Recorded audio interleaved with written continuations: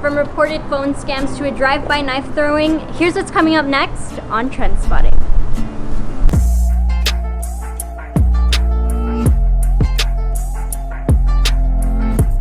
How's it, everyone? I'm Cami and welcome back to another episode of TrendSpotting. Here are the topics that had you talking this week, starting with pet registration being enforced.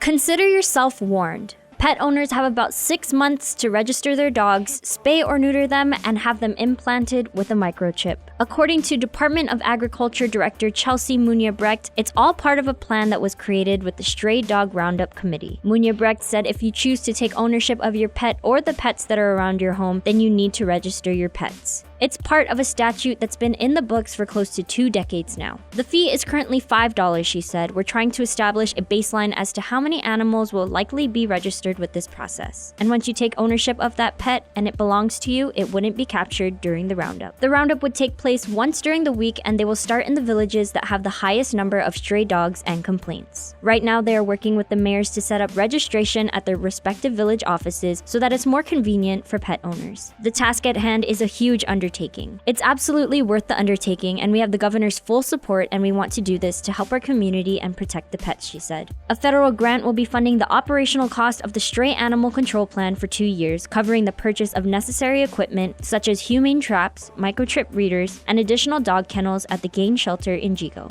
Here are some of your comments. Ned Pablo said responsible pet owners that know how to leash and secure their pet dogs should not be penalized $5 for being already responsible. Another Facebook user said $5 license fee is cheap, but I don't think that owners should be forced to spay or neuter their pets. States just charge a higher license fee, and Guam should reach out to the states to see if they will take the unwanted pets they confiscate.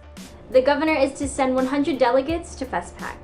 It's an event that takes place once every 4 years and brings together artists and cultural practitioners from around the Pacific region, and this past week a press conference was held announcing official delegates who will be representing Guam at the upcoming 13th Festival of the Pacific Arts. The delegates were selected by Programming Chairs Committee comprised of Dr. Judy Flores, Dr. Michael Bavacqua, Eileen Meno, and Maria Barcinas. The 100-member delegation breakdown is as follows: 54 for the performing arts, 34 for demonstrations and exhibits, special events and activities, and 6 for the literary arts. The remaining 6 slots are for head of state, head of delegation, and the 4 programming chairs. FestPac is recognized as a major regional cultural event, with 27 Pacific Island nations and territories gathering to share, exchange, respect, and appreciate their cultures. Here are some of your comments on Facebook. 25 the most, but 100 another wasteful idea. If any or all wants to represent the island, why not each organization start fundraising to cover their own trip? Tanya Stotts Cruz said, what a waste, that is way too many people to send. Sounds like a bunch of tag-alongs for free vacation, 25 people max. Have a competition on island and send the winning dance company to represent Guam. Anita McHale said that money could be used to build a homeless shelter, fix the schools, hospitals, roads. Japanese retailer Don Quixote breaks ground in Tumuning.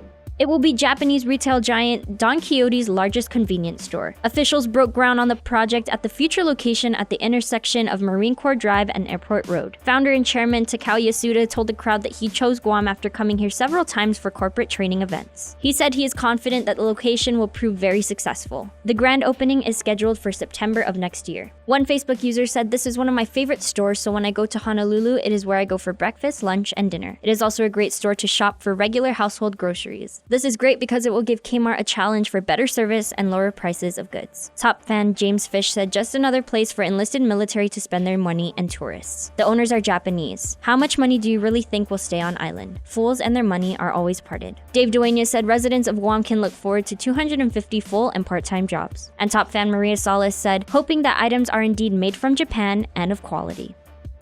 Homeland Security urges residents to ignore unusual numbers. The offices of Guam Homeland Security and Civil Defense, along with the Mariana Regional Fusion Center in coordination with the local telecommunication companies, are monitoring reports of residents receiving calls from unusual or unexpected international numbers. The international phone numbers may begin in an area code 881 or 882. The community is reminded to not answer any unexpected calls from international or unusual numbers. If you have a missed call from an international or unusual number with only one ring, do not be tempted to call back, and if an international or unusual number calls you with only one ring, block the number if possible. Residents are advised to report any suspicious activity or social media posts relating to the subject by calling 475 0400. On Facebook, one user said, super annoying. I've blocked those numbers, but they are very persistent and keep calling my phone number. And another top fan, Dina Turbio, said, I don't answer calls, especially if I'm not familiar with the number. Or just to be on the safer side, if it's not on my contact list, ignore. A woman was injured in Sinahanya after a knife was thrown in her car. Imagine driving along the road and a knife flies through your window and ends up striking your passenger. It sounds hard to believe it happened to a couple traveling through the village of Sinahanya. Angelica Gumatautau's 19-year-old son and his girlfriend were on their way to the store when she received a terrifying phone call. It was just an ordinary night in the evening and this happened, she told KWM News. All I could hear is his girlfriend in the background, screaming, yelling, and crying. Gumatautau said they were heading towards Sinahanya Palace when they noticed one man standing in the center of the road and another on the right side of the road. When her son tried to go around the man in the middle of the road, he threw something toward them. Their car windows were rolled down. It missed my son, she said. My daughter-in-law ducked down and they didn't see anything, but she felt that her head was hurting and then she noticed it was bleeding. So he brought her to the fire station. Apparently, it was a 10-inch knife that was thrown at them, and she has a laceration on the right side of her head. Mayor Paul McDonald believes he knows those involved. They're kids that have been caught on video in the past that have committed other crimes in his village. But when evidence is turned over to police, it's been a revolving door and the cycle of crime continues. It's frustrating also for Sinahanya Mayor Robert Hoffman. Like McDonald, he's seen crimes rising in his village. While both mayors understand the manpower shortages at the Guam Police Department, they are also asking for their constituents to be vigilant. This while residents like Gumatautau pray that something will get done to make Guam safer. On Thursday, 21-year-old Tommyson Nikot was charged with aggravated assault, reckless conduct, criminal mischief, disorderly conduct, public drunkenness, and obstructing a roadway.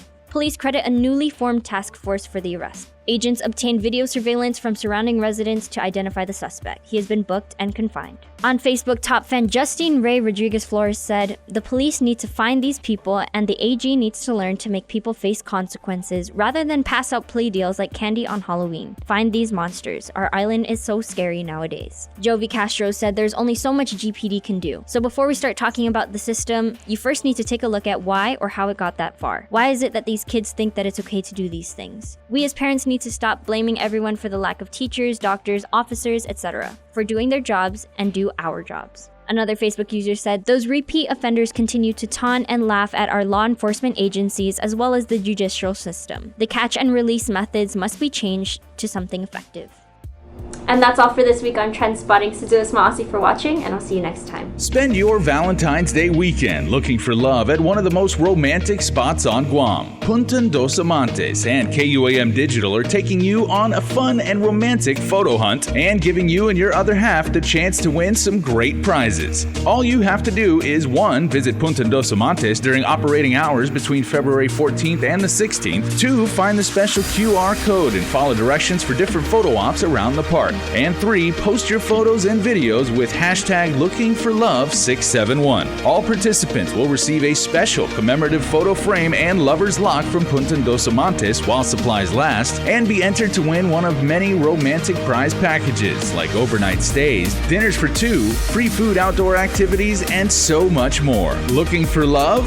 Well, look no further than Punta dos Amantes this Valentine's Day weekend. Fun and adventure await you. Special thanks to Joe's Jet Ski and Pika's Cafe.